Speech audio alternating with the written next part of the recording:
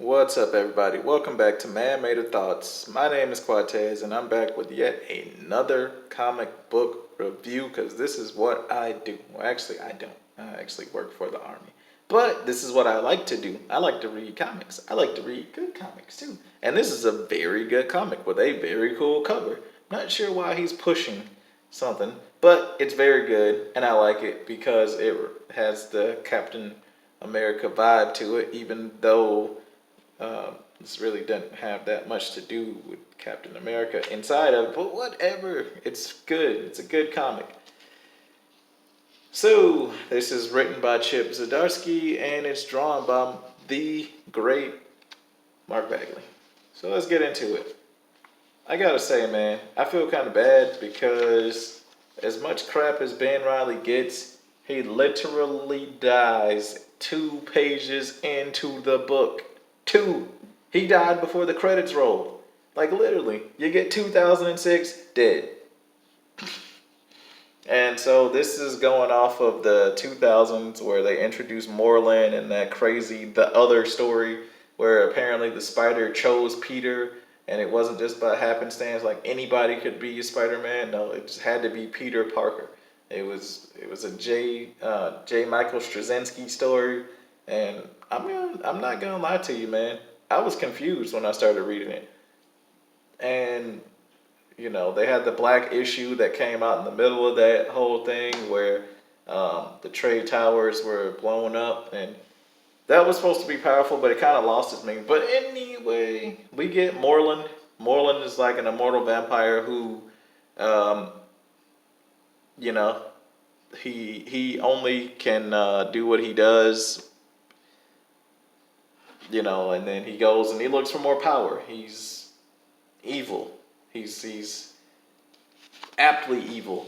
But anyway, we cut to Peter Parker with it incredibly ripped for his age. I'm not sure how old he is at this time, um, because we know that in Life Story 6, which is present day, he is uh, he is 72, and this is 2006. So that's 13 years prior. So I mean, even if he's like 54 or so or 60 something, he still looks really, really good. And that beard, I wish they would have let him keep this beard because this beard is bad. That's bad. But anyway, this is his daughter who is not Mayday but looks just like her. I actually used to read Spider Girl a lot. I used to love reading Spider Girl with Pat O'Leaf and Tom DeFalco. Yes, I did. It was my favorite Marvel book besides Ultimate Spider-Man. But anyway, so they're hearing the stories that Ben Reilly is dead.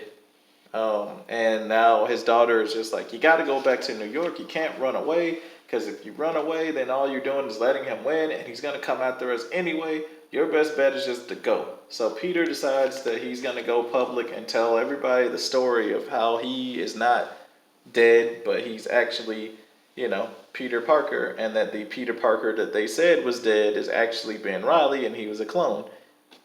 So, he does all this, and Tony Stark decides that, no, you're not going to come back in here. You're not coming back in this town.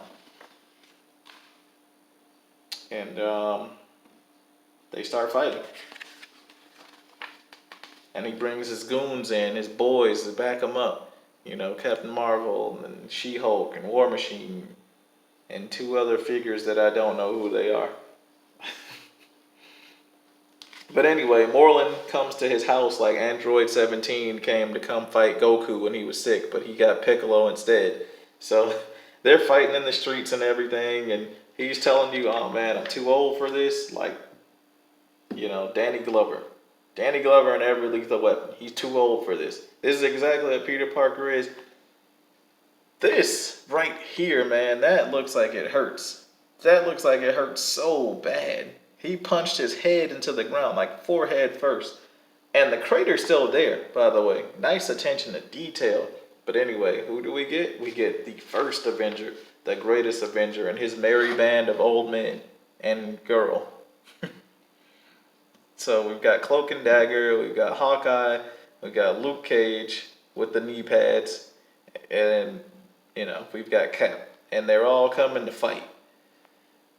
And of course, Morlun is fighting the Parker twins, and they actually do some pretty good stuff. They actually end up like doing some cool stuff, and like he's got the Ryu roundhouse kick going on him, and apparently he beats him by slamming her into him. Cool stuff. This comic has some great stuff, and this montage with Spider-Man suits because Peter escapes, jumps into his own window, opens up his depository, and goes after his Spider-Man suits. And they're all like made to accentuate a different point of focus for his body because he's older, so he has to do different things. And I talked about that in like the original review. But anyway, they kill Morlun by impaling him because ambiguous deaths really don't last long. Anyway, we get a brand new Spider-Man suit, which is really cool and it's really action-packed. I like this suit. I think it's best because it emphasizes what the weak points on his body are. His shoulders, because he's getting older. The web spinners being on the outside as well as being able to tap this technology. It's kind of intuitive. He's got the boots that are padded for more thing for his bad ankles. And then he's got the knee pads on because he has bad knees. He's old. But anyway, they just walk away and they're like, I hope you've learned your lesson. And we're old men and we can change the future. Anyway, good story. Very good. Not as good as 3. But I do like how they made, like Tony Stark. He's been trying to push for this like Civil War initiative. And that's pretty much what the crux of this story was about. It was going through the Civil War and the ideological differences between him and Cap and Peter Parker being caught in the middle, as well as Parker Industries and everything else that could like blow everything sky high. And of course we found out that Tony Stark is not there because he's not stupid, but somehow he had a fighting hologram. Whatever, man. It's a comic book. Deus Ex Machina. It exists. It's a thing. But anyway, go out, get this comic. It's good. Battery's about to die on mine, so I'm going to have to cut this video short. If you like it, comment, share, subscribe. If you do subscribe, please, it would mean a lot to me. These comic books ain't cheap. I mean, look at that. That's $4.99.